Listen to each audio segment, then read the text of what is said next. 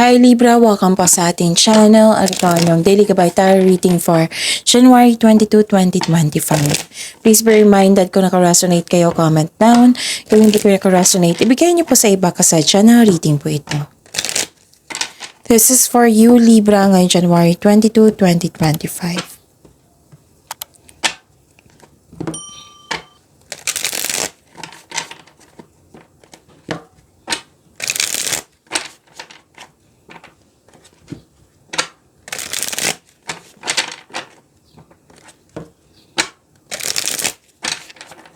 Para po ito sa inyo Libra ngayong January 22, 2025. Maraming salamat po sa inyong patuloy na suporta at maraming salamat din po sa mga hindi nag-skip ng ads. Gamitin ang reading na ito bilang gabay lamang sa mga hindi pa nag-subscribe. Subscribe na po kayo at click bell notification para malaman nyo na may bago tayong video. Para sa mga gusto magpa-reading po, may lumabas dyan sa screen nyo ngayon. Panoorin nyo po at sundin ang instruction. Spirits Guide, mga ganap po para kay Libra ngayong January 22, 2025. I need 3 cards po.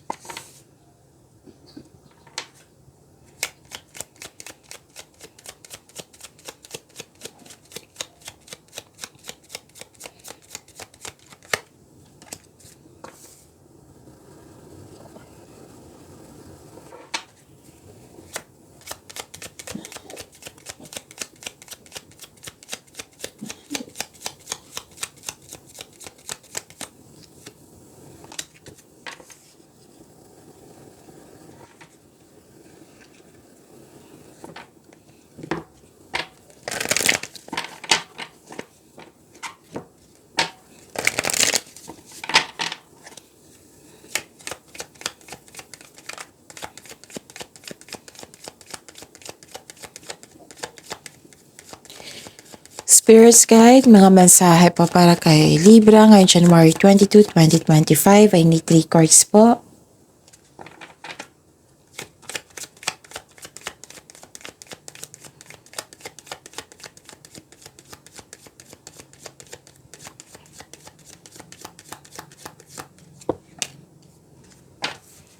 Okay, Libra, ngayong January 22, 2025. May nakita ko ditong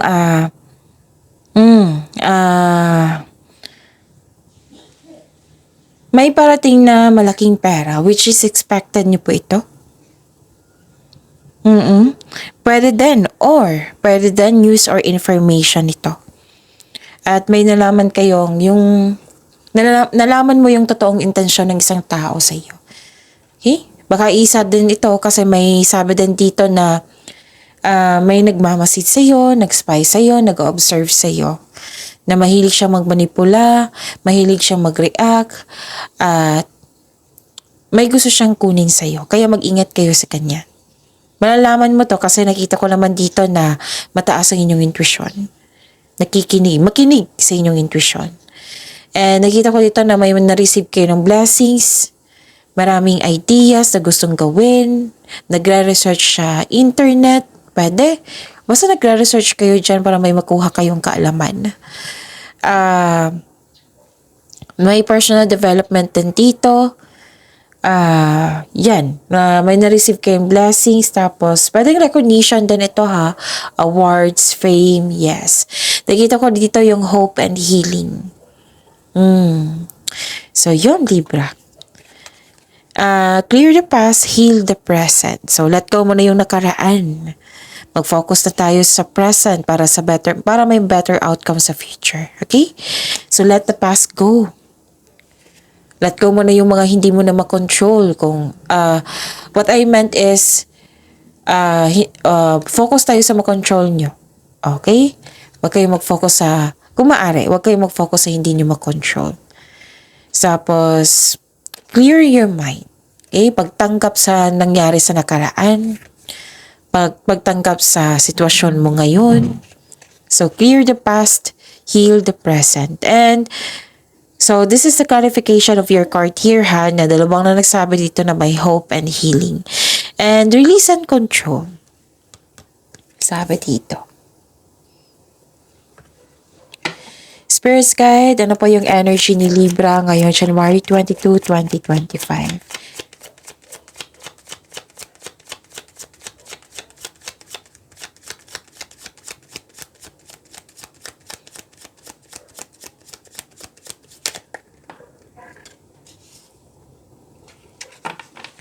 And the clarification of this card po.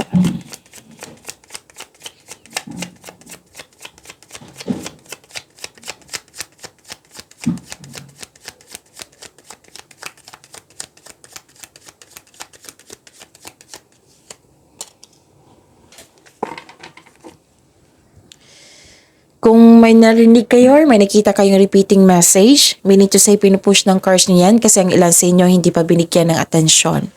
Na kung maaari din po, bigyan niyo po ng solusyon at aksyon. Remember, Libra, at the end of the day, alam mo na ikaw lang taong may kakayahan at responsable na gumawa ng sarili mong katotohanan at kinabukasan. So ano yung energy mo?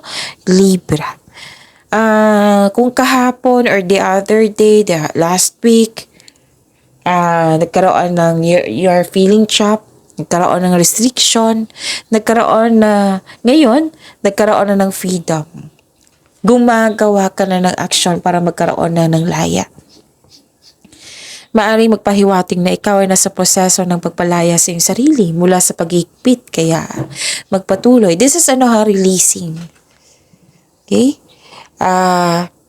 So this is the clarification of your card here. Clear the past, heal the present, and release and control.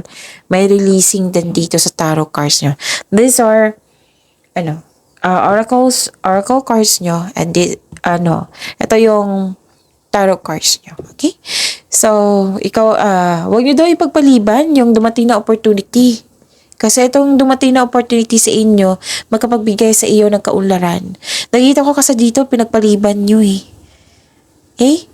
Pinagpaliban or nag-aalangan. Pag-isipan ng mabuti po. Sayang naman. So this card tells you na hindi ngayon ang oras upang huminto. You're fighting for what is right. Pinaglalaban mo ang tama para magkaroon ka ng freedom. So this is an action ha. Gagawa ka ng action ngayon para magkaroon ka ng laya. Pwede din nagkaroon ka ng, parang nakakulong kayo sa isipan nyo, tapos binigyan mo ng laya yung sarili mo. Kayo lang po ang makagawa ng, makapagpalaya sa inyong sarili. Ganun. So this is moving forward. Yes.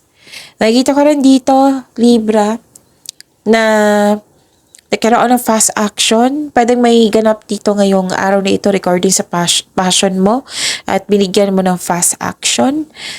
At ang sabi ng card nyo po dito, ito ng oras na mag-take action ka na sa iyong proyekto or ideas. Consider this card as a green light to begin. So, this card asks you to have confidence and taking action. Dalawang card na ha.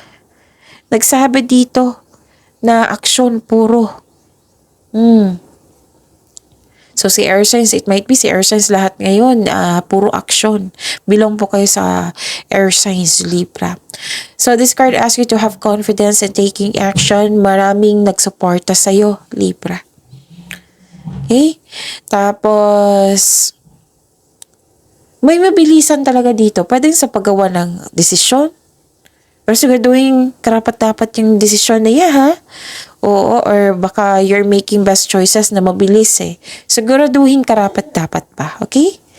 Yun. Makinig. Huwag nyo kalimutan na makinig sa inyong intuition. Kasi malakas sa inyong intuition dito, makinig. Kung hindi nyo pa alam kung paano mag-connect sa inyong intuition, i-search nyo po sa Google on how to connect to your intuition. Kasi maraming paraan yan. Pag-unlad dito pag-unlad. Nakikita ko dito na gumagawa ka ng action para sa inyong kaunlaran at nakikita ko dito yung kaunlaran. Yan yung sabi ng card nyo dito sa isang card nyo, Hana. Huwag nyo ipagpaliban yung opportunity na ibinigay sa inyo. Pag-isipan nyo mabuti kasi nang sabi ng card dito na huwag nyong i-postpone, huwag nyong ipagpaliban, huwag kayong mag-hesitate kasi magbibigay ito ng kaunlaran sa iyo. Pag-isipan ng mabuti. Para mawala yung hesitation na yan. Pag-isipan ng mabuti, pagpaplano, konkretong plano. Okay? And excited.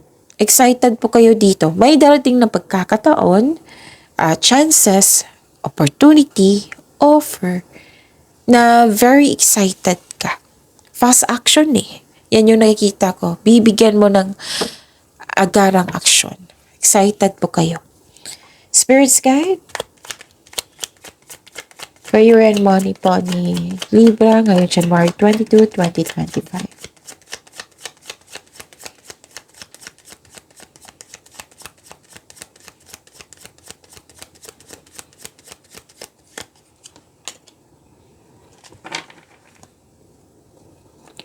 And the clarification of this card po.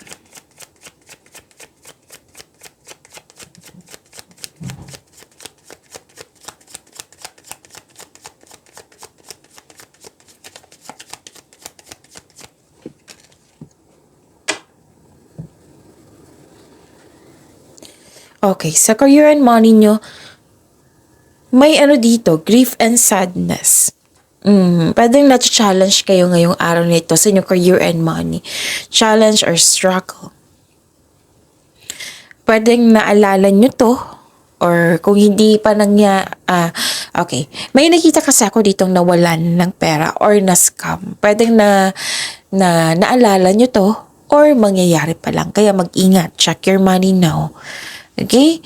Tapos, pwede din may nalampasan kayong opportunity na kailangan mo ngayon. Kaya na-disappoint kayo. So, sabi ng card dito, magsilbing aral po. Kasi sabi ng card na wag basta-basta magtiwala sa mga taong may too good to be true na sinasabi sa'yo. Kaya dobleng ingat sa mga mapaninlang na tao or scammers. And don't worry, Libra. Don't worry, after nitong unos, may parating na new direction sa inyong career and money. Okay? You have to, kung nalungkot kayo ngayon, kasi grief and sadness nakikita ko dito challenges. Kung, para ma-process mo yung emotion mo. Okay? Kung pwede iyak, then go ahead. Kung pwede express mo, kung kailangan mong may kausap, then go ahead. Pili lang kayo ng yung genuine na tao na marunong makinig. Okay? And yun. I-process nyo po yung pagkaramdam nyo. Huwag nyong hayaan na magkaroon ng stagnation, yung puro pagpaliban, ganon. Kaya nga may sinabi dito sa energy nyo, huwag nyo ipagpaliban. Pag-isipan nyo na mabuti kasi sayang naman. Nakita ko dito parang, hindi siya parang, oo, na-disappoint kayo, di ba?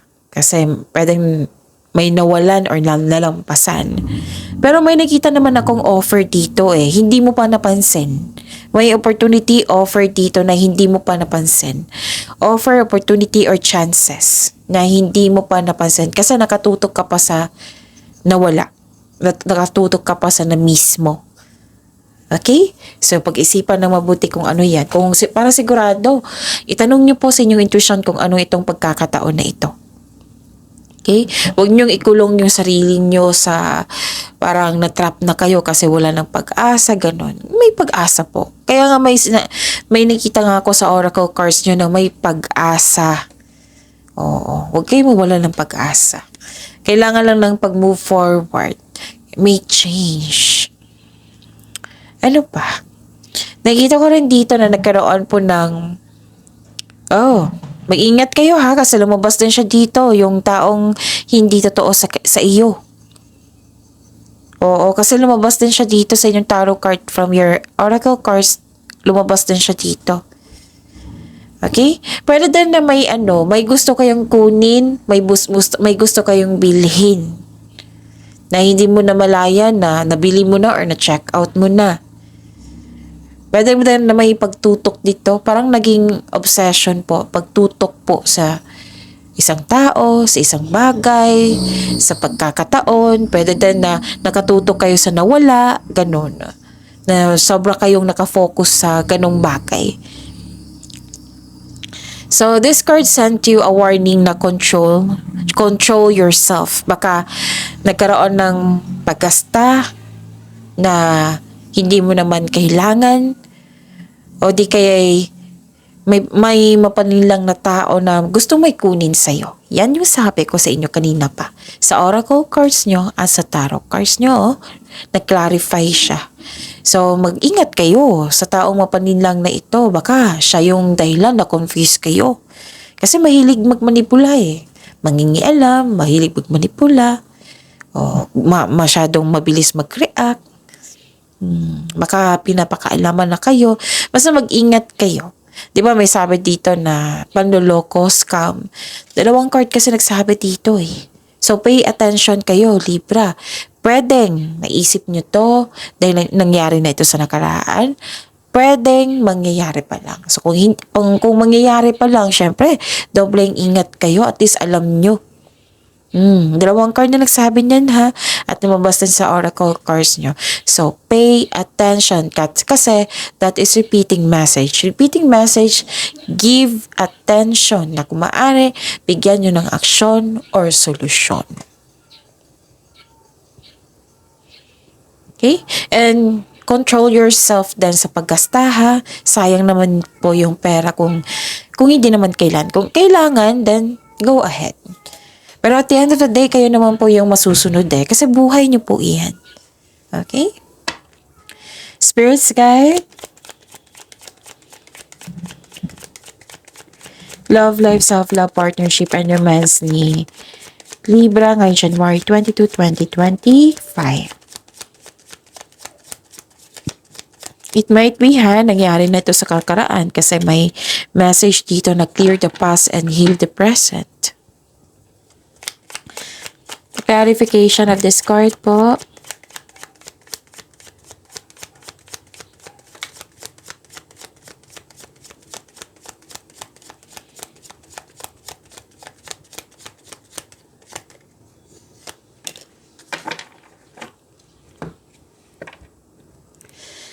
Maraming salamat po sa patuloy na tiwala at suporta sa ating channel.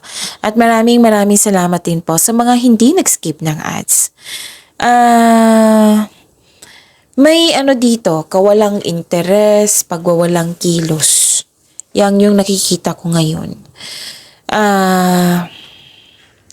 Your emotional energy today is stagnant. Pagod, nagmuni-muni, malalim ang iniisip, nire-restrict mo yung sarili mo, at nagkaroon ng apathy, yung kawalang interes. Pwede din na may alok na pinag-isipan nyo ng mabuti kung ano yung dapat pipiliin mo, pipili kayo. Pwede ganun. Sa mga single po dito, may parating na love and romance, kaya lang na-stuck ka sa nakaraan. So, I consider this is your past love. Okay, lumabas yung past, na sabi ng card nyo dito, clear the past and heal the present, release and control. So yun, ayaw mo pa ng commitment. Pwede rin ito sa mga, okay, sa mga single talaga. Siguro wala pang closure. Siguro wala pang closure, kaya you are feeling stuck. Okay? Kailangan ng forgiveness dito, lalo na sa inyong sarili, Libra. Forgive yourself, forgive the situation, forgive this past person. Kahit hindi na kailangan na kausapin mo siya. You can forgive this person through your mind and heart para magkaroon kayo ng peace of mind. Same as well sa may relasyon dito sa buhay mag-asawa na may pangyayari na hindi mo ka makalet go. Na isa sa rason na nagkaroon ng stagnation ngayon, yung pagwawalang kilos, apathy, kawalang interes. So, seek forgiveness, sabi po ng card dito. I-release mo na yung nakaraan. Kung hindi kayo nagkaroon ng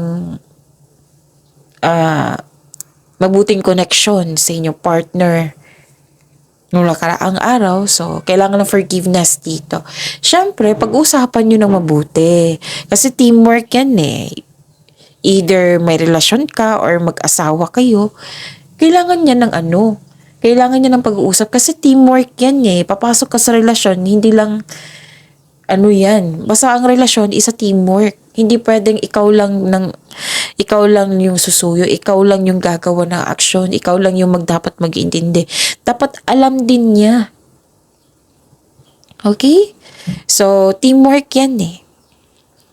Ano pa? Kasi nakita ko dito na hindi nagkasundo.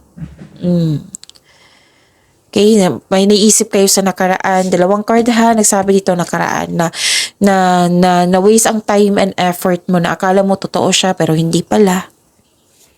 Pero then, disconnection to ha, tampuhan, separasyon. Yan yung iniisip mo ngayon.